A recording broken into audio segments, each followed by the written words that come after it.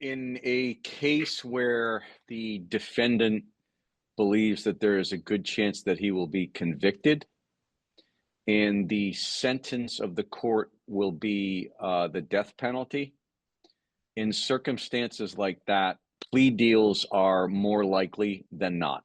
In many jurisdictions, including Connecticut, for a very long time, when we did have a death penalty, the death penalty was sought by prosecutors in many cases. However, ultimately what happened is in most of the cases, there was a plea deal where the person would plead out to, essentially 1 or 2 or 3 consecutive life in prison terms. In Connecticut, that's 60 years, and avoid the death penalty. So in many jurisdictions, including Connecticut, the death penalty was used as sort of a hammer, and defendants, and it encouraged defendants to plead guilty to crimes where there was where the penalty was life in prison and not the death penalty. His sentencing of 4 consecutive life sentences, does this come as a shock? I mean, is it pretty typical if he killed 4 people, he would get 4 sentences?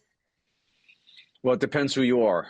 In terms of the family members of the 4 murdered children, is it enough? No. I'm sure that they wanted vindication, and they wanted retribution, and they wanted him to die. And that's understandable. I have 5 kids myself, so I get that.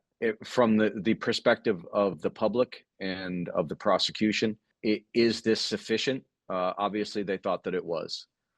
And obviously, I would say that they may not have believed in their case 100%, and so they thought as a calculus that this was the best result, not only for the family members, not only for the victims, but also the best result for the public, because Bryan Kohberger is never going to see the outside of a jail cell. There's been reporting everywhere. The families have done a bunch of interviews. They're kind of divided on this plea deal situation. Some think they would have rather had a trial. Some are just kind of glad to brush it over and not have to drag it out. In your opinion, for them, do you think that this was sort of a better option? Was that better? I don't know. Again, there's a couple of ways of looking at it. You don't get that closure of a trial. You don't get that satisfaction of a trial where a jury comes back and says guilty, and that for victims is very important. And so, and then after that, you don't get the satisfaction of a judge sentencing the person to death. The thing that they probably don't consider, and I do, and professionals do, is how long that vindication is going to take. Because Bryan Kohberger, if he were sentenced to death after a jury found him guilty of aggravated circumstances and then agreed with the prosecution that he should be given the death penalty, that probably would have played out over the next 20 to 25 years, because that's how many appeals he would have had. That's how long usually the appellate process is. It's about 20 years on death penalty cases. And so some of the family members might feel as though that they're not satisfied with this. But I would caution that what they may not be considering, and it's very understandable because of what happened to their children. Yes. However, what is not going to happen is they're not going to have to live with this for the next 20 years of their life, thinking, well, is it going to happen? When's it going to happen? At least now they have some sort of closure. And then the other part of it is that what Bryan Kohberger's life is going to be for the next 50 years. And it is not going to be great. I have visited many prisoners in Northern Correctional Institute when we did have a death penalty, and their solitary confinement and how they live is no way for a human being to live. And that's what they deserve. So sort of our last question here is kind of tied Connecticut.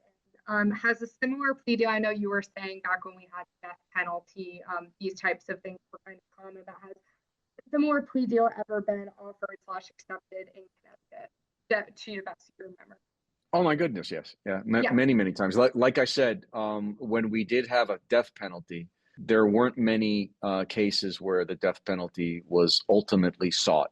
Normally, what would happen is that the case would proceed to trial, and then right on the eve of trial, you would get the defendant to plead guilty to to murder, but without special circumstances, which is used to click in the death penalty ultimate punishment. Anything else you just have to say on the case, on the sentencing, on any of it now that it's kind of over? What is probably upsetting to a lot of people is that, and it seems to be, I've read some of the online commentary, and people were looking for what the motivation of this was, and it seems as though he wasn't going to give any allocution, and he didn't have to. So for the reason of why he did it, I don't believe that we're ever going to be completely satisfied. If we did have a trial, there would have been some presentation of that evidence to the public within the trial, and we would have known that. So as of right now, we don't know, and that's not as satisfactory as some people would like.